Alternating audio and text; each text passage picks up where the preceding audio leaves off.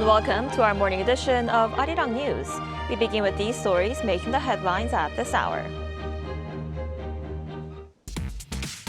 President Lee Jae-myung has now arrived in Egypt for the second stop of his 10-day trip to the Middle East and Africa. He's scheduled to sit down for talks with Egyptian President El-Sisi and deliver a speech at Cairo University on South Korea's vision in the Middle East. U.S. President Donald Trump argued that foreign specialists are essential for training American workers and supporting American industry. He referenced the immigration raid in Georgia in September, stressing the need for the return of foreign workers. A South Korean ferry ran aground off the country's southwestern coast on Wednesday while traveling from Jeju to Mokpo. All 267 passengers were safely rescued this morning. We begin this morning with President Lee Jae-myung's 10-day trip to the Middle East and Africa. The president has now arrived in Egypt and will be sitting down with his Egyptian counterpart to discuss key cooperation and lay out his Middle East vision at a university speech. Our presidential office correspondent Yoon Jung-min files this report from Cairo. President Lee Jae-myung has landed in Egypt for a 3-day official visit, the second leg of his four-nation trip to the Middle East and Africa, having wrapped up his trip to the UAE. He will meet the Egyptian President Abdel Fattah El-Sisi on Thursday for talks on cooperation on trade, education, and culture. Egypt is an important international logistics hub linking Europe, Africa, and the Middle East, and also is our comprehensive cooperative partner. Seoul and Cairo celebrate 3 decades of their diplomatic ties this year. The South Korean leader will also deliver a speech at Cairo University on the country's vision in the Middle East before heading to South Africa for the G20 summit. He will then depart for Turkey, the final leg of his 10-day-long trip, for talks with its President Recep Tayyip Erdogan before heading home next week. The president's trip to Egypt signals the start of fully fledged diplomacy with the Middle East region, say top office officials, with the aim of expanding Korea's diplomatic horizon. Yoon Jung-min, Arirang News, Cairo. So as President Lee Jae-myung visits Egypt on Thursday and meets with President El-Sisi, Egypt's top diplomat to Seoul told Arirang News that both leaders are ready to cooperate on real tangible outcomes. Our Oh Soo-young sat down with him. Seoul and Cairo are embarking on a new phase of strategic partnership with room for collaboration on infrastructure, AI and culture. That's according to Khaled Abdel Rahman, who is Egyptian ambassador to Seoul since 2022. We are celebrating 30 years of diplomatic relations this year. It's an important visit after a phone call between the two leaders of the countries, and they have agreed on the main topics of cooperation. The political will for both leaders are very strong, very visible, and I think they will be transformed into tangible, real projects that benefit both Egypt and Korea. A major pillar of this cooperation could be energy and industrial technology. Korean companies are expanding across Egypt's manufacturing, renewable energy and power plant sectors. Last year, SK Ecoplant signed a $1.9 billion renewable energy development project. Korea Hydro and Nuclear Power won a contract to supply components for Egypt's first nuclear power plant in El Daba.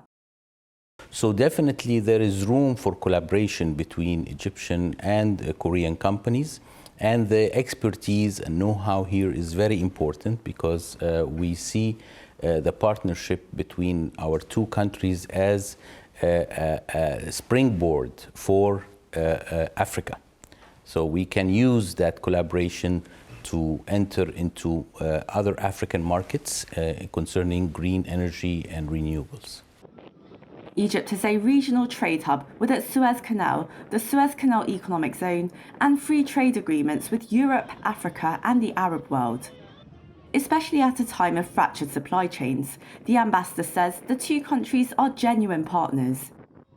So from that, you can export and you can benefit from the low tariff rates and the reduction of time to travel to the destination where you want to sell your goods. So this is also, I mean, you can take a flight from Egypt to many European destinations within 3-4 hours. So air transport is also possible, not only by sea. So also Egyptian airports are now open for public and private partnership, and especially the private sector. And I'm hearing good news that one of the Korean companies might be managing one of our airports that are open for foreign investors. The ambassador suggested that joint production in Egypt is the next step for a win-win partnership. We are presenting Egypt as a regional partner for Korea to work in other countries in the region. And I must say here, for the rehabilitation, reconstruction in Gaza, this is a very good opportunity for collaboration of Korean companies, Egyptian companies, to work to rebuild the lives of the Palestinian people. And also we are building new cities, smart cities. And I think this is the strong point with Korea, with AI, and His Excellency President Lee has allocated a very big budget for the AI. And we would like to be partners in that and to really build new cities that can cater for the needs of the next generation. Cultural exchange is also expanding, especially as Egypt has opened the largest museum in the world dedicated to a single civilization, housing over 100,000 artifacts, showing how ancient Egypt contributed to the world, from prehistory to the Greek and Roman periods. This shows that Egypt is part of the international community, and this is what we are trying to say to the world, that peace is important, culture is important, and we have to know our history and our roots. And being the oldest country in the world, we are inviting all Koreans to come and to share the modern Egypt now, because this museum is a modern building, hosting an ancient civilization. And as he reflects on his 4 years in Seoul, the ambassador says the human connection between Egyptians and Koreans, especially youth, is what will stay with him most. One of my most satisfiable moments was when I was seeing Egyptian and Korean people engaging together, be it in commercial activities or in culture or in art or even in sports, So this experience has really enriched my diplomatic career, which has been going on for the past 34 years. As the ambassador's lasting legacy, direct flights between Seoul and Cairo will launch next year. He says he hopes people-to-people exchanges will continue to grow as the two countries broaden their cooperation. Oh-Seong, Arirang News. Meanwhile, over in the United States, President Donald Trump has once again stressed that foreign workers are needed to train American workers. He referenced the recent immigration raid in Georgia, where more than 300 Koreans were detained by immigration authorities, noting that he had told officials at the time to stop the enforcement action. Our Lee Seung-jae explains more.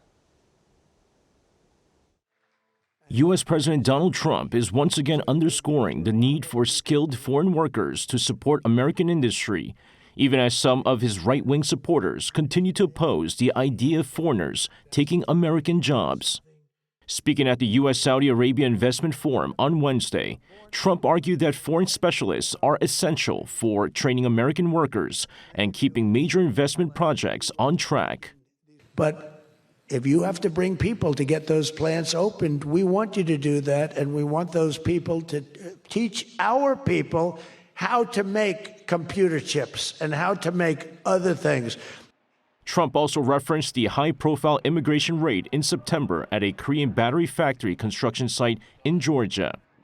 More than 300 Korean workers were detained during that operation, raising concerns among investors about whether the U.S. could still be considered a reliable destination for large-scale manufacturing projects. Trump said the raid interrupted a billion-dollar project involving highly complex and hazardous battery production techniques. He added that the workers involved were essential for launching the facility and transferring advanced manufacturing skills.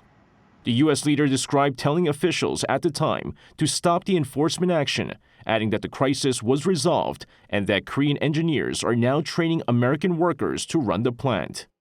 Meanwhile, Reuters is reporting that the Trump administration may delay the sweeping semiconductor tariffs that the president has repeatedly announced over the past several months. According to sources familiar with internal discussions, U.S. officials have quietly informed both government and private sector stakeholders that the tariffs may not be imposed in the near future. Trump originally declared in August that the United States would levy tariffs of approximately 100% on all imported semiconductors and integrated circuits, while exempting companies building or planning to build chip-making plants on American soil.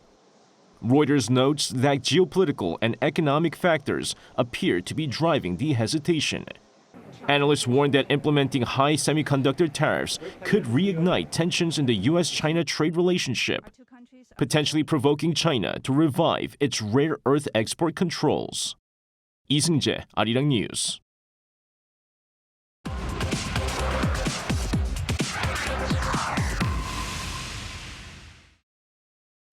Today, November 20th, is World Children's Day, a day to promote international awareness of children's rights. For more on this, we're joined today by Mr. Oren Schlein, head of UNICEF's Seoul Liaison Office. Mr. Schlein, thanks for joining us this morning. Thank you very much for having me.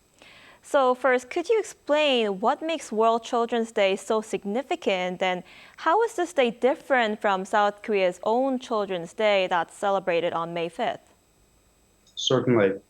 So November 20th marks the day that the Convention on the Rights of the Child was adopted in 1989, and it's the most widely ratified treaty in history. Korea is a party to this treaty, and it's a day. It's a day of global action where we unite more than 190 countries around the world, developed countries, developing countries, high income, low income. Everybody works together. And one of the very important points to note is that children's rights are severely under threat today. Conflict around the world, we've got climate shocks impacting children everywhere, a lot of disinformation and funding cuts as well. Official development assistance from traditional donors is decreasing, and this has a direct impact on children's lives. So the theme for this year's World Children's Day is My Day, My Rights, where we are putting children at the center, asking them to share their lived experiences, to take over boardrooms and classrooms and then political fora, and to do drawings and videos, and to really have adults listen to them about what they feel are their concerns. Children's Day in Korea, as you well know, is a national celebration of children and their families, whereas World Children's Day is truly a global advocacy moment where we try to hold our leaders, children try to hold their leaders accountable to protect their rights. I see. So UNICEF has been releasing reports that examine key issues affecting children around the world. Can you tell us about some of the key findings from those reports? Certainly. So the State of the World's Children Report is our flagship report. It comes out every year, and we have one primary theme that we analyze each year. And this year's topic is that of child poverty. And currently, 412 million children live in extreme poverty around the world. That's approximately 1 out of every 5 children. An additional 417 million children are deprived of basic services, education, nutrition, healthcare, water, sanitation, and housing. And as I mentioned earlier, there are many, many drivers that are worsening these the incidence of poverty around the world. If you look at conflict alone, in conflict states, more than 50% of children are experiencing some form of deprivation and poverty. And in terms of climate, which I referenced earlier, more than 1 billion children around the world are at extreme risk of climate shocks. In terms of the funding crisis that I referenced, if we cannot stem the decrease in funding, by 2030, the end of the Sustainable Development Goals, between 4 to 5 million more children will likely die. And next year alone, more than 6 million children will be out of school because of these declining funding. Now, the final point I want to make is that when we look at poverty, it's not just about income poverty. It's what we call multidimensional poverty. And that is the point that multiple rights are denied to children at once. So the right to schooling and to healthcare and nutrition, the right to play. If there are two or more of these deprivations, this is what we call multidimensional poverty. The key point is that this is not inevitable. This kind of future, the kind of challenges that we're describing here, as long as countries invest in social protection programs and health and education, we can reverse these trends. Right, absolutely. As you mentioned, it's not inevitable. So how has South Korea contributed so far to global efforts to protect these children's rights? And what more can countries like South Korea do to help advance these rights? So Korea has been truly a major global champion of children's rights since it became a member of the OECD DAC in 2010. It has steadily expanded its investments in development cooperation. It is currently the #6 government donor to UNICEF. It sits on the executive board, so it has a lot of influence. It's involved in the key decisions about how we address children's issues. At the moment, the big priorities for Korea and UNICEF are humanitarian response, climate action, global health, digital safety, and equitable education. I should add that Korea is also a very strong supporter of the UN multilateral system. It recognizes the essential work that all UN agencies deliver on the ground. And importantly, as you and your listeners very well know, there's a very unique story, national story coming out of Korea. Having moved from being an aid recipient to a global donor, it really is inspiring other nations. So as we move forward, really there are three things that Korea can do. One is to expand its flexible funding to agencies, not just UNICEF, but the entire multilateral system. These enable us to respond quickly to emergencies and to reach the hardest populations. Secondly, is to sustain its support of protracted crises. And third, to really boost investment in climate resilient systems and digital protection, which are really emerging as key threats to children's rights. Right, certainly a lot of efforts needed to tackle this issue. All right, Mr. Schlein, I'm afraid that's all the time we have for today. Thank you so much for coming in. We appreciate it. Thank you for your time.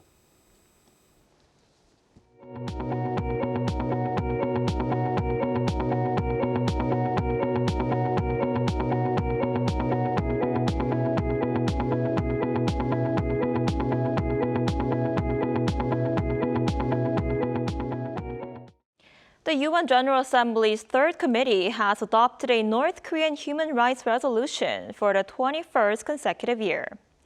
Co-sponsored by South Korea and 60 other countries, the resolution condemning human rights violations by the regime was adopted by consensus on Wednesday local time without a vote, and then was forwarded to the General Assembly plenary session. The resolution condemned the regime for diverting excessive resources to military expenditure and its illegal nuclear weapons and ballistic missile programs instead of welfare. South Korea's foreign ministry said it will cooperate with the international community to ensure that the human rights of North Korean residents can be genuinely improved. And here in South Korea, all 267 passengers and crew members aboard a ferry were safely rescued after the vessel ran aground off the country's southwestern coast on Wednesday. Everyone on board the Queen Nvidia Q4 was transferred safely to a nearby port using Coast Guard and support vessels. The Coast Guard deployed 17 patrol ships, 4 coastal rescue vessels, a plane, and special rescue personnel as part of the operation. Authorities said Thursday that investigators are now focusing on possible navigation errors. The ferry struck an uninhabited islet called Chok near Changsan Island at about 8:17 p.m. The ship was traveling from Jeju Island to the port city of Mokpo.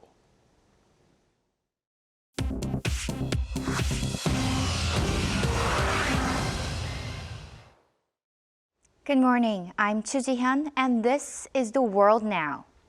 In Ukraine, at least 26 people were killed in an attack on the western city of Ternopil after Russia launched a large-scale barrage of drones and missiles across the country on Wednesday. Ukrainian officials say at least 3 children were among the dead, while 100 people were injured as 2 residential buildings in the city were struck in the attack. Authorities placed all of Ukraine under air raid alerts as explosions were reported in Ternopil and Lviv. The Energy Ministry reported emergency power outages in several regions. President Volodymyr Zelensky, who was in Turkey for talks on ending the war, said Russia used more than 470 drones, 48 missiles in the assault, and called for stronger air defense support from allies. The strike comes as Ukraine warned that Moscow has intensified daily attacks on civilian and energy infrastructure ahead of winter. The United Kingdom says that within the last few weeks, what it described as a Russian spy ship has used lasers to disrupt military pilots tracking its movements near UK waters. The UK says any interference with British pilots poses a direct security risk. Britain's Defense Secretary John Healey called action, quote, deeply dangerous. He said the Royal Navy and RAF Poseidon aircraft were following the ship closely and warned that the UK has military options ready should the Yantar change course. The Yantar is part of Russia's Deep Sea Research Unit, which is suspected of underwater surveillance. The Russian embassy denies threatening UK interests.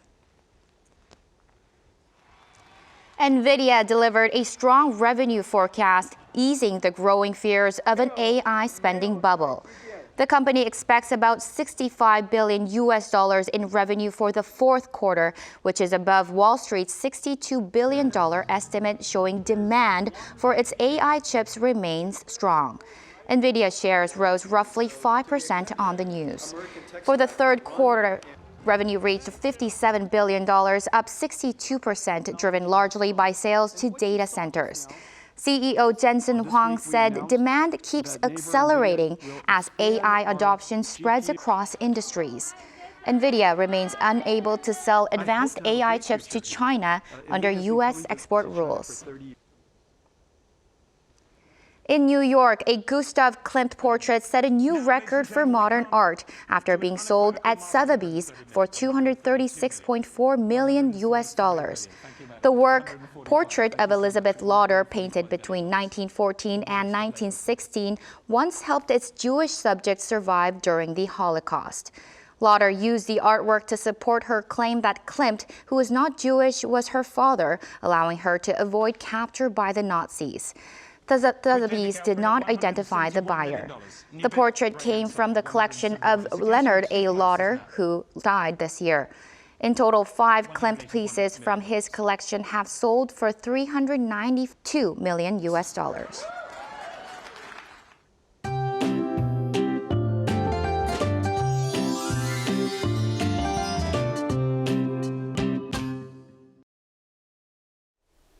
After a very intense cold snap, temperatures are finally climbing back up today, meaning the season is returning to where it should be.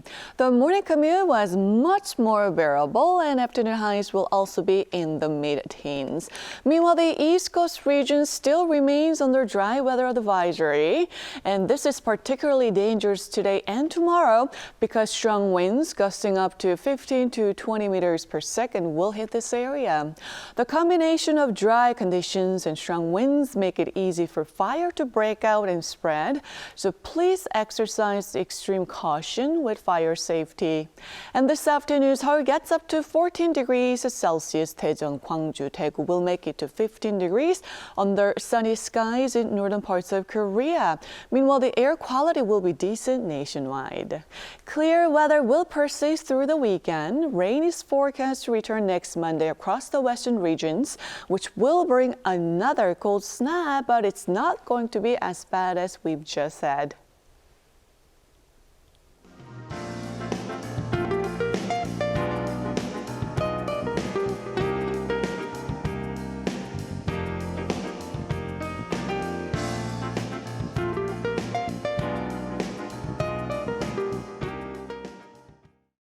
That's all we have for this morning. Arirang News will be back at noon Korea time. Thanks for watching.